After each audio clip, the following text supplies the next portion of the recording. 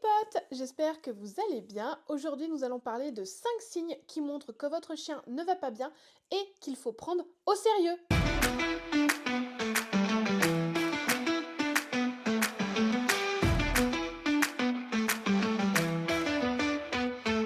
Ton chien ne peut pas parler, mais il te montre que quelque chose ne va pas. Mais le problème, c'est qu'on ne sait pas toujours reconnaître les différents signes. Alors aujourd'hui, je vais te montrer 5 comportements à surveiller de près parce qu'ils peuvent indiquer que ton chien souffre ou bien qu'il est malade. Le premier signe à surveiller, c'est une perte d'appétit soudaine. Non, ton chien ne fait pas une grève de la faim parce qu'il aimerait une nouvelle marque de croquettes par exemple. Ton chien ne mange pas ou presque plus sans raison apparente. C'est un signe auquel il faut faire très attention. On ne parle pas juste d'un repas sauté de temps en temps, mais d'un vrai changement alors qu'il mangeait par exemple super bien ses croquettes s'il est nourri aux croquettes auparavant et que d'un coup il ne se met à ne plus les manger, c'est un signe important à surveiller. Il faut savoir que chez le chien, même une douleur légère peut complètement lui couper l'appétit. Cela peut être dû à un inconfort digestif, ou bien une douleur dentaire, ou une douleur articulaire, ou bien à coup de chaud, etc., etc. Il y a plein de causes qui peuvent entraîner une perte d'appétit soudaine,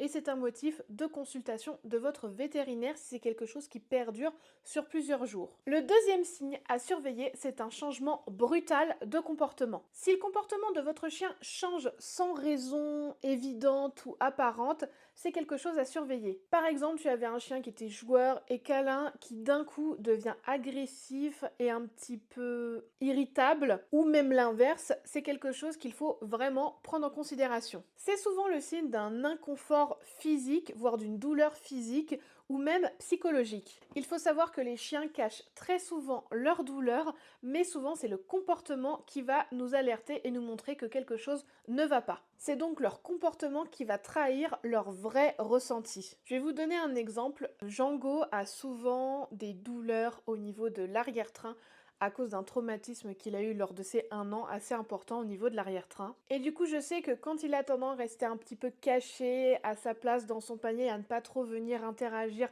par exemple même au moment des repas lorsqu'on est dans le salon, ça me montre qu'il n'est pas très bien, qu'il a un petit peu mal partout, et c'est un comportement auquel je fais très attention pour savoir à quel moment il faut que j'aille consulter, par exemple, si ce comportement perdure. Pareil, dans ces moments-là, Django va être beaucoup moins joueur, beaucoup moins tolérant, par exemple, avec Tara, et pareil, ce sont des comportements qui peuvent m'alerter sur son état physique et ou psychologique. Le troisième signe à surveiller, ce sont les comportements de léchage ou de grattage compulsif. Si votre chien se lèche, se gratte ou se mord toujours une même zone, il faut surveiller pourquoi il en a après cette zone. Parfois, des gens peuvent penser que c'est juste une petite manie, mais il faut vraiment faire attention à ce qu'il n'y ait pas une vraie cause à ce comportement, comme une plaie, une allergie, une piqûre d'insecte, un parasite ou même une douleur un peu plus interne. Car si ce comportement perdure dans le temps, votre chien risque d'aggraver le problème qu'il a à cette zone. Comme par exemple, si c'est une plaie qui la lèche énormément, il peut agrandir la plaie et l'empêcher de cicatriser convenablement. Il faut donc urgemment consulter votre vétérinaire si c'est le cas. De plus, il va prendre l'habitude de pouiller entre guillemets cette zone et à force ça devient une manie, un TOC, donc un trouble de comportement qu'il n'avait pas auparavant à cause d'une petite gêne qui aurait pu être réglée super rapidement. Et après, pour endiguer un trouble de comportement comme ça, c'est vraiment pas facile du tout, donc vaut mieux prévenir que guérir. Je vous donne de nouveau un exemple avec Django. Lorsque les ergots qu'il a aux pattes avant sont un tout petit peu trop longs, il a tendance vraiment à se pouiller, se mordiller au niveau de l'ergot, jusqu'à parfois se l'arracher. Ça nous est déjà arrivé. Et maintenant, on surveille parce que c'est vrai qu'il a tendance à toujours un petit peu se pouiller au niveau des pattes. Donc on fait très attention à ça parce que c'est vrai que c'est une habitude qu'il a pris. C'est pour ça que je vous dis de faire très attention à ce genre de comportements qui ne sont jamais totalement anodins. Petite parenthèse, si tu veux d'autres conseils pour mieux connaître ton chien et ses comportements et même les autres animaux de compagnie, surtout n'oublie pas de t'abonner, de liker et de partager ce contenu avec d'autres amoureux des animaux. Je compte vraiment sur toi et merci d'avance. Le quatrième signe à surveiller, ça va être des difficultés à se déplacer. Si d'un coup ou au fur et à mesure du temps, ton chien se met à éviter les escaliers, à ne plus sauter sur le canapé s'il en avait l'habitude, ou alors qu'il se déplace beaucoup plus lentement avec une certaine raideur ou qu'il n'arrive plus à monter dans la voiture, c'est souvent signe d'un problème locomoteur. Même si c'est quelque chose de discret au début et d'un petit peu irrégulier avec des phases mieux ou des phases un petit peu moins bien, c'est quelque chose qu'il faut vraiment prendre au sérieux pour endiguer ou ralentir le développement du problème. Car ces différents signes peuvent être symptomatiques d'arthrose, d'une entorse ou même de douleurs musculaires par exemple. Au début, le corps du chien va parvenir à compenser ces petites gênes locomotrices, mais au fur et à mesure, elles vont s'aggraver et il ne va plus pouvoir compenser et c'est là que les vrais problèmes et gros problèmes arrivent. Donc lorsque ces petites gênes deviennent visibles, il est largement temps de s'alerter et d'aller consulter. Dans ces cas-là, vous pouvez évidemment vous adresser à votre vétérinaire, mais aussi à un ostéopathe animalier qui sera votre interlocuteur privilégié pour traiter les dysfonctions musculo-squelettiques de votre chien. De nouveau, je vais vous donner un exemple avec Django, parce que c'est vrai que c'est notre chien le plus âgé, donc qui est le plus susceptible d'avoir des petits problèmes.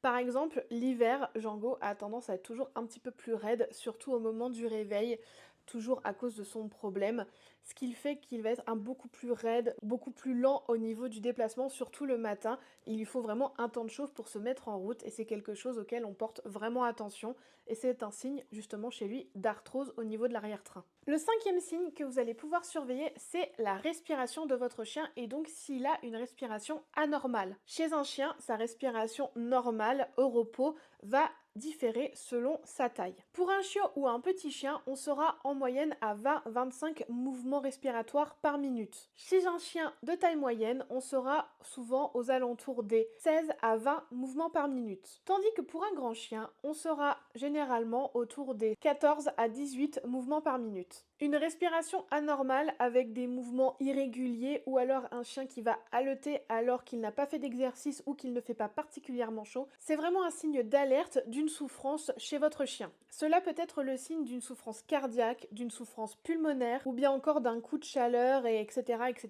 Il y a plein de causes possibles. Mais dans tous les cas, c'est quelque chose à vraiment prendre en considération. Il faut donc en parler avec votre vétérinaire. Et voilà, c'est tout pour ces 5 signes. Bien sûr, il y en aurait beaucoup d'autres. Donc si vous souhaitez une partie 2, n'hésitez pas à le dire en commentaire. Ton chien compte sur toi car il ne peut pas t'exprimer verbalement le fait qu'il est mal, donc c'est à toi d'apprendre à reconnaître ces signes de douleur ou de souffrance. Et surtout, si tu as un doute, n'hésite pas à contacter ton vétérinaire qui saura t'indiquer si on est dans la normalité ou dans l'anormalité. N'oublie pas que la prévention, ça sauve vraiment des vies et que ça évite bien du stress et des souffrances. J'espère très sincèrement que cette vidéo vous aura plu. Et surtout, en attendant la prochaine, comme d'habitude, je vous dis à très bientôt sur nos petits potes.